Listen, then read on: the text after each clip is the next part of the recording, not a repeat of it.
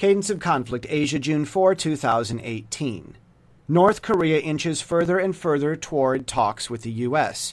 China fears this. If Kim Jong-un gets in the same room as the man who wrote The Art of the Deal, North Korea could become a stronger ally to the U.S. than even South Korea overnight. That would likely lead to a quick reunification of the Korean peninsula, as well as other shifts in power, even before any alliance might be formalized. But Trump's deal-making reputation should bring no shocks to what is about to transpire in the Singapore summit.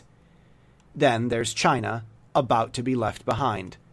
The hardline crackdown on free speech throughout China won't be without consequence. Symphony has been saying for years. Albert Huh effectively said the same thing.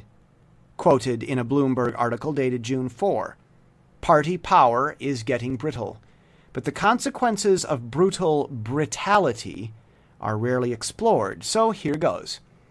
Hong Kong won't shut up anytime soon. The whining, whimpering, bratty students of Hong Kong may be wrong to demand rights when freedom was largely handed to them by the British, but those bratty students are drawing a press load of attention to China.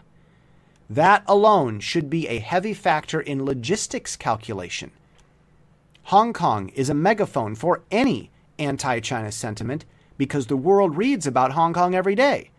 After all, Hong Kong is Asia's world city." But then there's the problem of cracking down within China proper. The mainland governed directly by Beijing, not a SAR like Hong Kong or Macau. If China considers friendly sarcasm to be a threat within China, that means tech companies and hardware manufacturers won't have candid conversations about quality control and competitive design.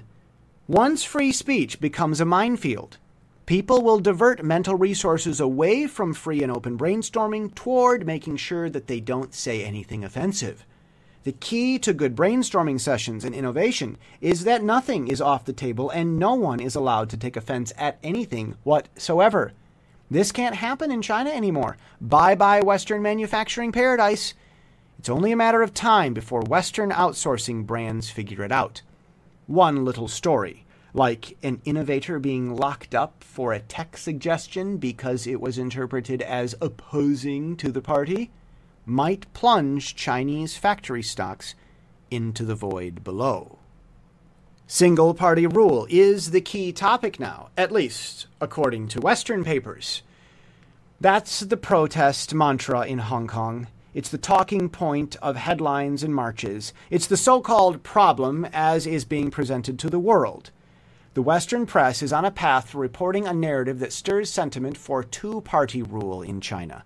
Whether it's a typhoon, an earthquake, a solar flare, or some other act of God, if China suddenly adopts a two-party system, Western newspaper readers will have already been prepped to think it's a good thing.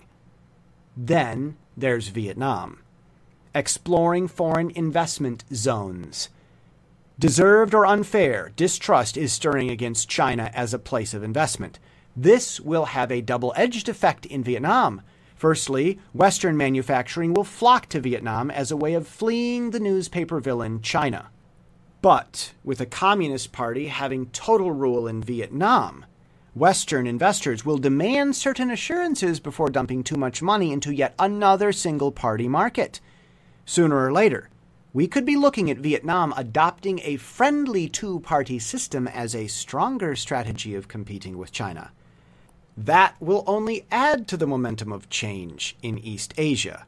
And that is the cadence of the conflict already seen in the Pacific.